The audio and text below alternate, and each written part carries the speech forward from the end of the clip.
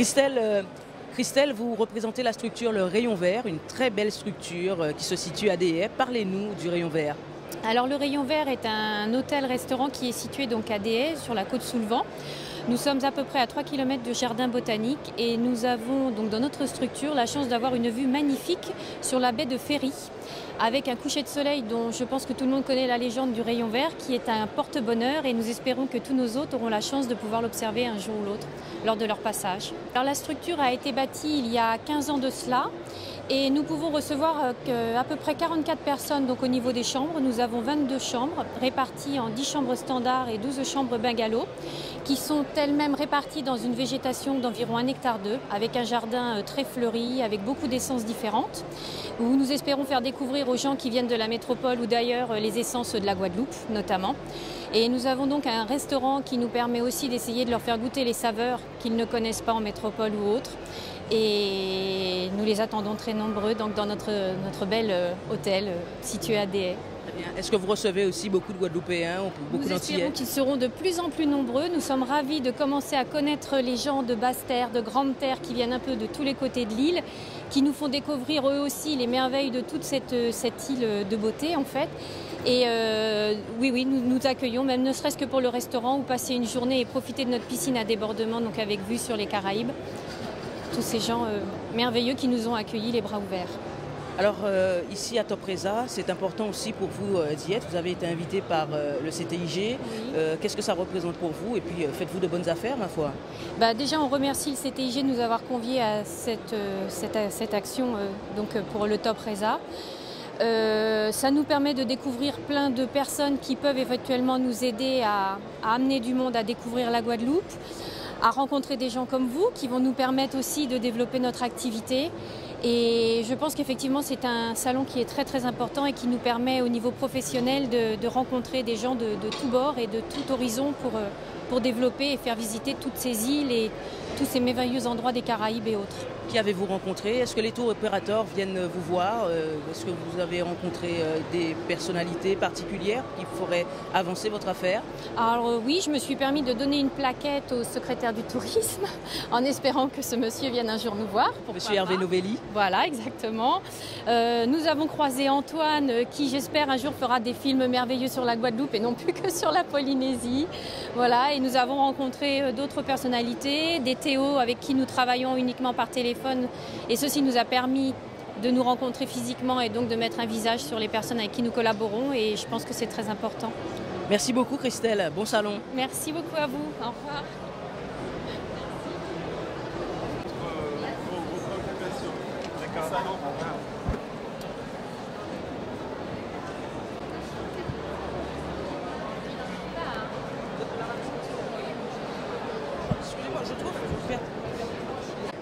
Jean-Marcel, qu'y a-t-il en Martinique qui n'existe pas en Guadeloupe?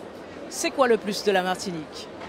Non, je ne pense pas que nous puissions établir des comparaisons à ce niveau. Vous avez des paysages qui sont magnifiques.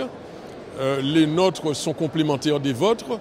Donc je ne me situe jamais entre Martinique et Guadeloupe, mais je me situe avec et Martinique et Guadeloupe. Voilà mon principe et ma vision des choses. Alors c'est vrai qu'il m'arrive souvent, quand je veux me dépayser, changer d'air, prendre des vacances, il m'arrive effectivement d'aller en Guadeloupe.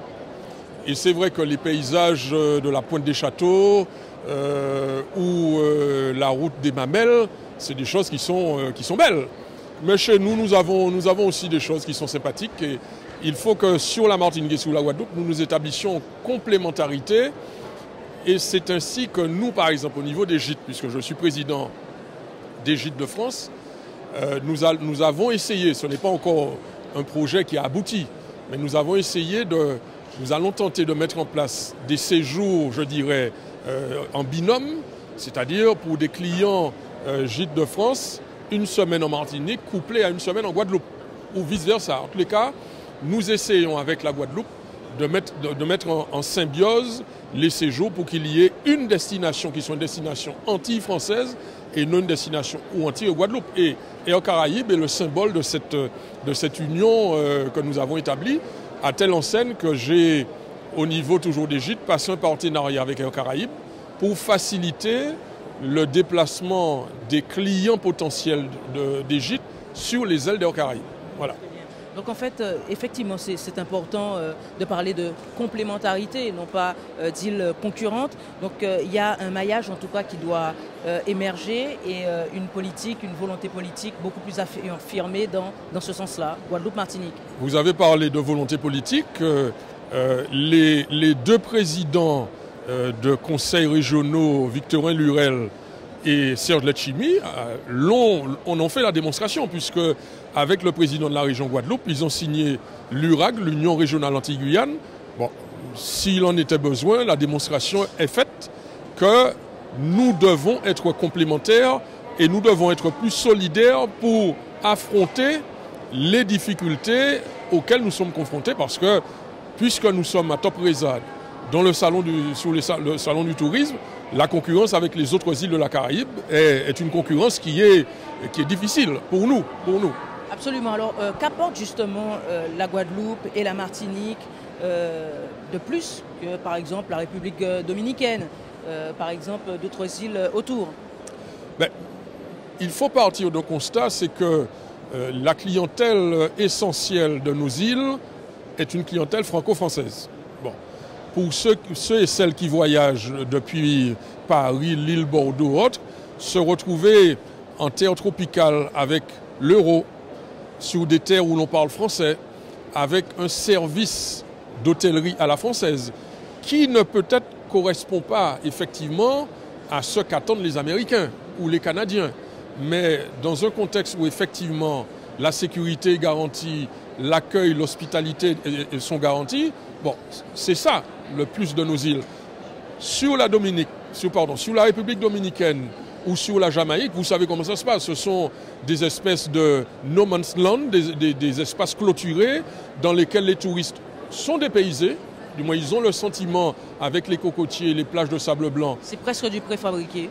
Tout à fait d'être ailleurs, mais dans des conditions tarifaires qui ne seront jamais les nôtres, puisque les salaires, vous savez ce qu'ils sont en République dominicaine. Nous avons des lois sociales qui nous régissent.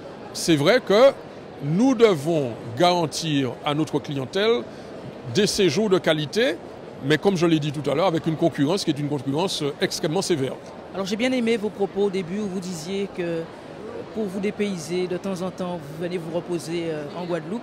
Actuellement, je suis à Paris, mais je viendrai quand même me dépayser aussi de temps en temps en Martinique. On vous invite à faire la même chose. C'est le souhait que j'exprime sur votre antenne. Merci beaucoup, Jean-Marcel. Merci.